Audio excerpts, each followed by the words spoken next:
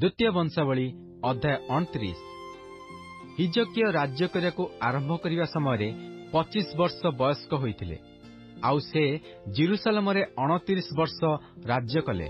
तांको मातांकर नाम अबिजा। से जिखरियर कन्या थिले। पुणी से अपना पूर्वपुरुष दाऊदंकर समस्त क्रियानुसारे सदाप्रभुଙ୍କ दृष्टि यथार्थ कर्म कले। से अपना अधिकारर प्रथम वर्षर प्रथम मासरे सदाप्रभुଙ୍କ गृहर कबाट सबु फिटाई से सबुर जीर्ण संस्कार कले। पुणी से याजक और लेवीय मानकु अणाई पूर्व दिग छकरे एकत्र करी सेमानकु कहिले, हे लेवीय माने, तुम माने मो कथा सुन।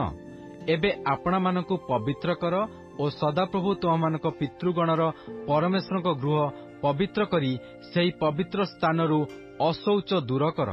कारण आम्भमानक पूर्वपुरुष माने सत्य लंघन करी सदाप्रभु आम्भमानक परमेश्वरଙ୍କ दृष्टि कुकर्म करियछंती और ताहांकु परित्याग करी सदाप्रभुଙ୍କ आवासरु विमुख होई तही प्रति आपणा पृष्ठ फेराइयछंती।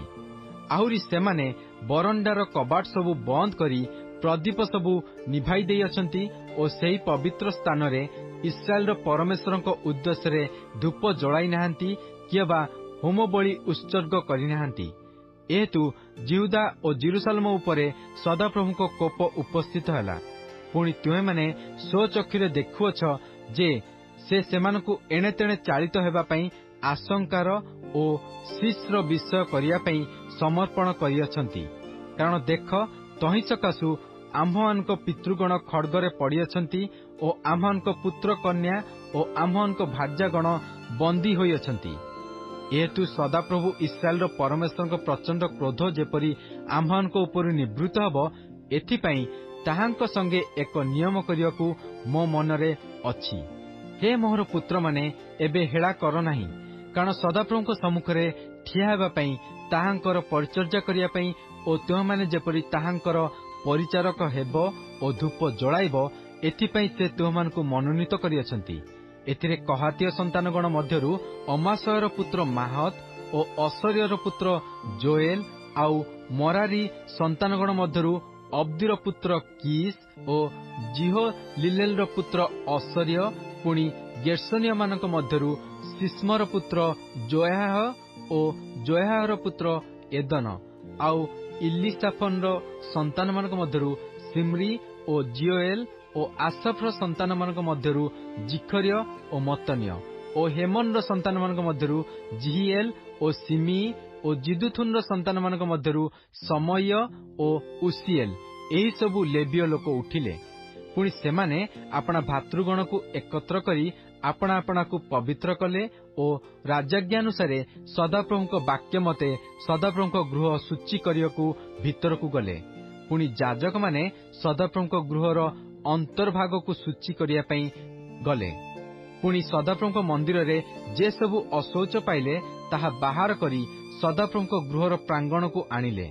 आ लेवीय माने ताहा संग्रह करी बाहर को किद्रोण नदी की बही नहीं गले। से माने प्रथम मासर प्रथम दिन रे पवित्र करिया को आरंभ कले और मासर अष्टम दिन रे से माने सदाप्रभुଙ୍କ बरंडा को आसिले। पुणी 8 दिन मध्यरे से माने सदाप्रभुଙ୍କ गृह पवित्र कले। आउ से माने प्रथम मासर 16 दिन रे समाप्त कले। तो से माने राजगृह भीतर को हिजकिया राजांक कतिकी जाई कहिले, आम्भे माने सदाप्रभुଙ୍କର समुदाय गृह और होम बलिर यज्ञवेदी और तहिर पात्र सकल दर्शनीय रोटीर मेज और तहिर पात्र सकल सूची करियछु। आहुरी आहस राजा आपण राजत्व समय सत्य लंघन करी जे पात्र पकाई देइथिले ताहा सब आम्भे माने प्रस्तुत करी पवित्र करियछु। आउ देखंतु ताहा सब सदाप्रभुଙ୍କ यज्ञवेदी सम्मुखरे अछि। तही उतारे हिजकिया राजा प्रत्युषरे उठी नगरर अधिपति मानकु एकत्र करी सदाप्रभुଙ୍କ गृह को गले। पुणी सेमाने राज्य निमंते और धर्मधाम निमंते और जिहुदा निमंते पापार्थक बलि रूपे 7 वृष और 7 मेष और 7 मेष शावक और 7 छाग आनिले। तहिरे से हारन संतान याजक मानकु सदाप्रभुଙ୍କ यज्ञवेदी रे ताहा सबु उत्सर्ग करियाकु आज्ञा कले। तेणु वृष सबु बध कर जाते याजक माने रक्त ग्रहण करी वेदी उपरे सेचन कले। पुणी मेष बध कर जाते से माने यज्ञवेदी उपरे रक्त सेचन कले। ଆହୁରି ମେଷ ଶାବକ ବଧ କରାଯାନ୍ତେ ସେମାନେ ଯଜ୍ଞବେଦୀ ଉପରେ ରକ୍ତ ସେଚନ କଲେ।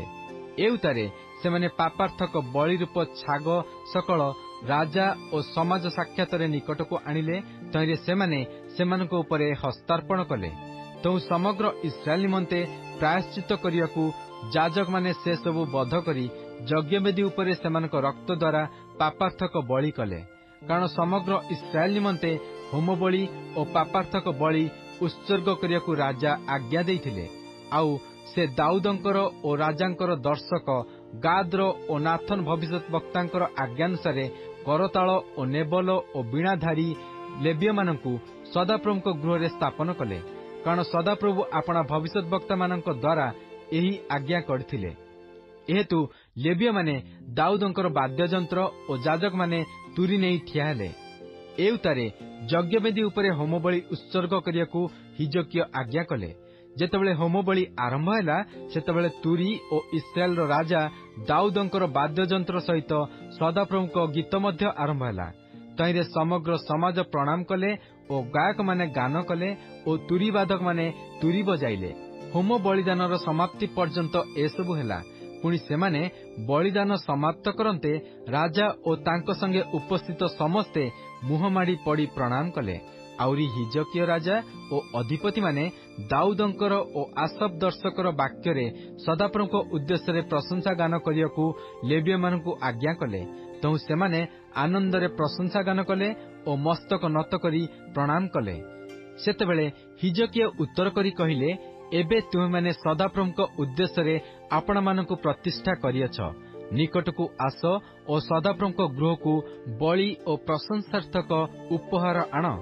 ତହିଁରେ ସମାଜ ବଳି ଓ ପ୍ରଶଂସାର୍ଥକ ଉପହାର ଆଣିଲେ ଓ ଯେତେ ଲୋକର ମନରେ ପ୍ରବୃତ୍ତି ଜନ୍ମିଲା ସେମାନେ ହୋମବଳି ଆଣିଲେ। ସମାଜ ଯେଉଁ ହୋମବଳି ଆଣିଲେ ତହିଁର ସଂଖ୍ୟା ଯଥା 70 ବୃଷ ଓ 100 ମେଷ ଓ 200 ମେଷ ଶାବକ, ଏହିସବୁ ସଦାପ୍ରଭୁଙ୍କ ଉଦ୍ଦେଶ୍ୟରେ ହୋମାର୍ଥକ ବଳି। ପୁଣି 600 ବୃଷ ଓ 300 ମେଷ ପବିତ୍ରୀକୃତ ହେଲେ। ମାତ୍ର ଯାଜକମାନେ ଅଳ୍ପ ସଂଖ୍ୟକ ଥିବାରୁ ସେମାନେ ହୋମାର୍ଥକ ସକଳ ପଶୁର ଚର୍ମ କାଢ଼ି ପାରିଲେ ନାହିଁ। ଏଣୁ କାର୍ଯ୍ୟ ସମାପ୍ତ ନ ହେବା ପର୍ଯ୍ୟନ୍ତ ଓ ଯାଜକମାନେ ଆପଣମାନଙ୍କୁ ପବିତ୍ର ନ କରିବା ପର୍ଯ୍ୟନ୍ତ ସେମାନଙ୍କ ଭ୍ରାତା ଲେବୀୟମାନେ ସେମାନଙ୍କର ସାହାଯ୍ୟ କଲେ। କାରଣ ଲେବୀୟମାନେ ଆପଣମାନଙ୍କୁ ପବିତ୍ର କରିବା ପାଇଁ ଯାଜକମାନଙ୍କ ଅପେକ୍ଷା ଅଧିକ ସିଦ୍ଧମନା ଥିଲେ। ଆହୁରି ହୋମବଳି, ମଙ୍ଗଳାର୍ଥକ ବଳିର ମେଦ ଓ ପ୍ରତ୍ୟେକ ହୋମବଳିର ପେୟ ନୈବେଦ୍ୟ ପ୍ରଚୁର ହୋଇଥିଲା। ଏହି ରୂପେ ସଦାପ୍ରଭୁଙ୍କ ଗୃହର ସେବା କାର୍ଯ୍ୟ ସୁଧାରାମତେ ସ୍ଥାପିତ ହେଲା। ଆଉ ପରମେଶ୍ୱର ଲୋକମାନଙ୍କ ନିମନ୍ତେ ଏହାସବୁ ପ୍ରସ୍ତୁତ କରିଥିବାରୁ ହିଜକିୟ ଓ ସମସ୍ତ ଲୋକ ଆନନ୍ଦ କଲେ, କାରଣ ଏହି କାର୍ଯ୍ୟ ଅକସ୍ମାତ୍ ସାଧିତ ହେଲା।